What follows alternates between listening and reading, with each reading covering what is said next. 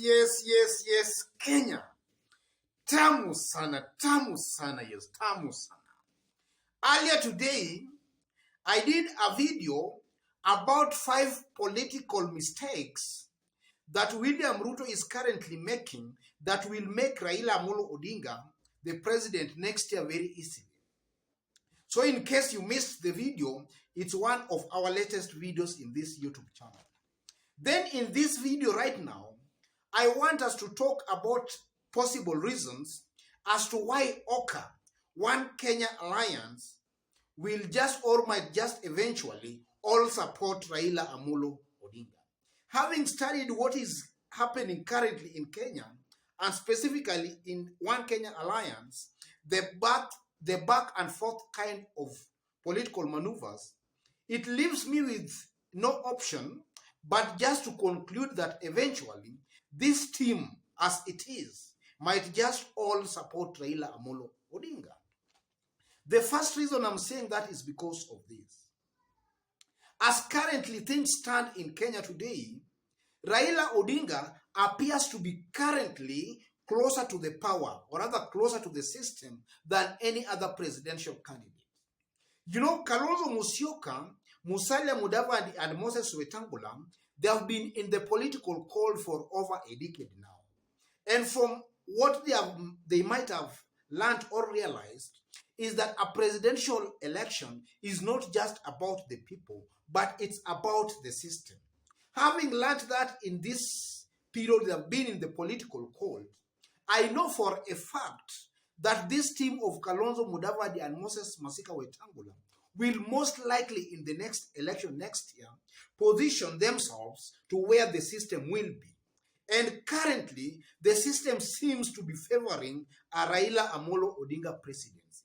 That leaves me convinced that eventually this team of Kalonzo Musyoka, Wetangula, and also Mudavadi might just eventually support a Raila candidate.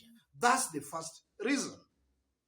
Secondly, you know, Raila appears as a team player because the reality of Kenyan politics as currently constituted is that we have Raila and William Ruto as the front runners. William Ruto has not proved to be a very good team player. In fact, when William Ruto started his politics, he has pegged it on going to the hustlers, to the people.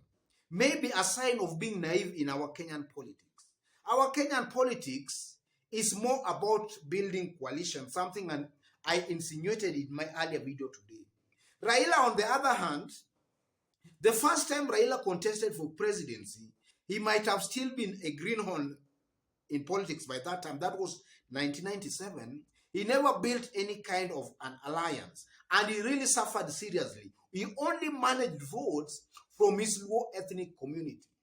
As from 1997, Raila has learned that in Kenyan politics, for you to win or make a serious stab, you must be a team player. And Raila, from that time, in 2002, 2007, 2013, 2017, he has been building alliances. That has propelled Raila as a team player, something that is really not happening with William Ruto. William Ruto thinks that you can go and seek votes directly from the people and they elect you, which is not very, very true.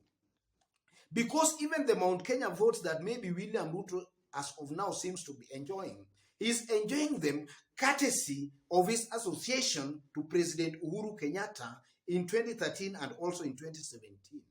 So I believe that this team of OKA, One Kenya Alliance, will eventually work with Raila Amolo Odinga because Raila appears as a team player.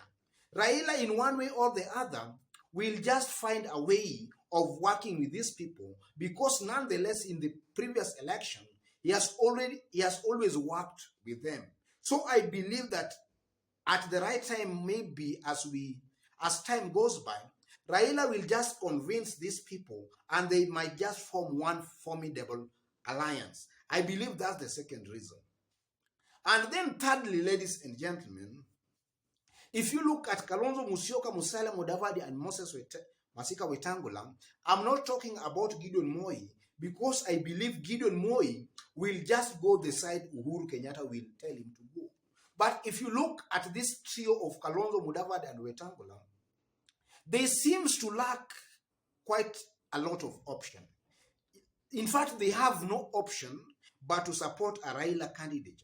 Because now, if you look at them, none of them can really contest for the presidency and win. They know that, and a majority of Kenyans know that. We know for a fact that Kalonzo Musyoka on his own cannot contest for presidency and win. Same to Wetangula and also same to Musalia Mudavadi. Kalonzo tried that in 2007, but he only managed the Kamba vote. Musalia Mudavadi tried, but unfortunately, he could not even manage to win the Mulembe vote. In fact, Raila beat him there. So I believe that this trio have no option but just to support a Raila kind of presidency. And I believe they cannot team up with William Ruto because this team has learned that it's all about the system. So they might be very reluctant of going to the opposition anyway. Because in the previous election, 2013 and also 2017, they might have been in a winning alliance, and I strongly believe that they might also know that actually a majority of Kenyans supported them. But nonetheless, they never won the seat. So they might know at the back of their mind that it's not all about the people voting. So I believe they have no option but just to work with Raila Amolo Odinga, as long as Raila Amolo Odinga is still working with the system of the deep state. They will just be forced to support a Raila candidate. And then, fourthly, ladies and gentlemen, I believe that this team of Kalonzo, Mudavadi, and Wetangula will most likely work with Raila Amolo Odinga because of the assumed pressure from the president. You know, the President Uhuru Muigai Kenyatta currently is very keen on having all these opposition chiefs team up and they support one amongst them. And these people, if you look at them, Uhuru Kenyatta and his handlers, or rather his men, they believe that to beat William Ruto, then they need a strong candidate. And if you look at Kalonzo, Mudavadi, and Wetangula, the strongest candidate amongst them appears to be Raila Amolo Odinga.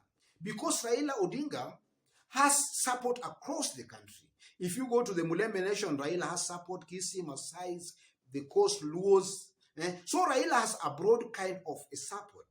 And now with Mount Kenya appearing to be very slippery, Uhuru's political handlers and political strategists believes that with a slippery Mount Kenya, the only viable option they have to beat William Ruto is a Raila kind of candidature.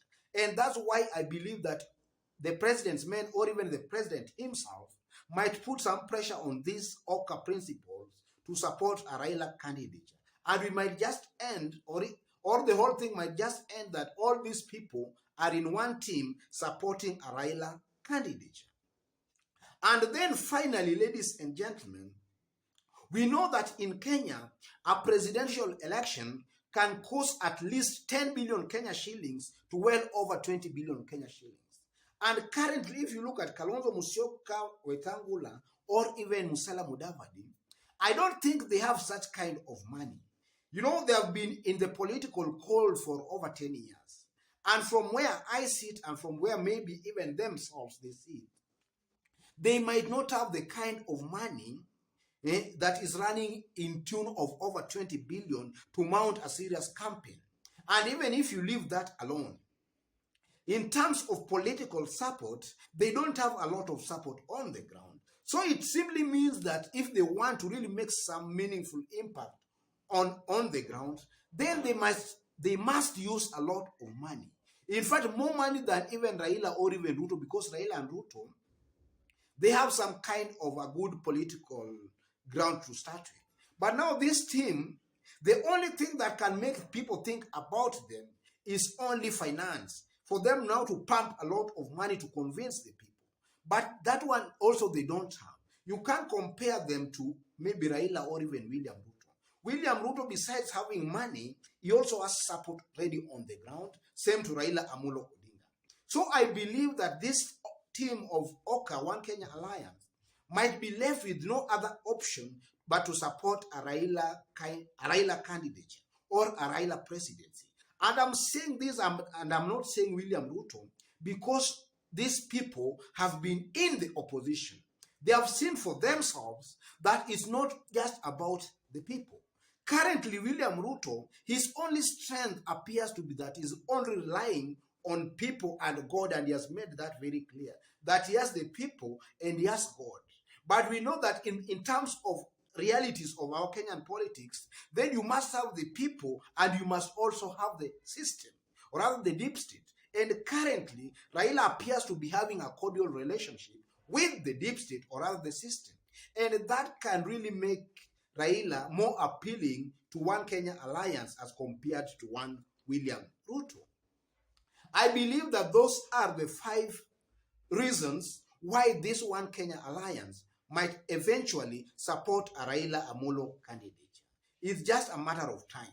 You know, our Kenyan politicians sometimes, what they talk in public is not exactly what they do behind the scenes. Behind the scenes, Kalonzo is talking to Raila. Raila is reaching out to Mudavadi, to Wetangula, to Gideon Moi. Behind the scene, this handshake team are talking. They are in some kind of a negotiation. And it's just a matter of time, ladies and gentlemen. Otherwise, guys, if you've just bumped on this YouTube channel for the very first time, kindly subscribe if you are not a subscriber here, and also give this video a like. And also let me remind those viewing us for the very first time and you are outside of Kenya, kindly drop a comment and let us know from which part of the globe you are also watching us from. It's very humbling to know that our message is not only being consumed in Kenya, but is going global. God bless you. God bless Kenya. Tamu sana, yes, tamu sana.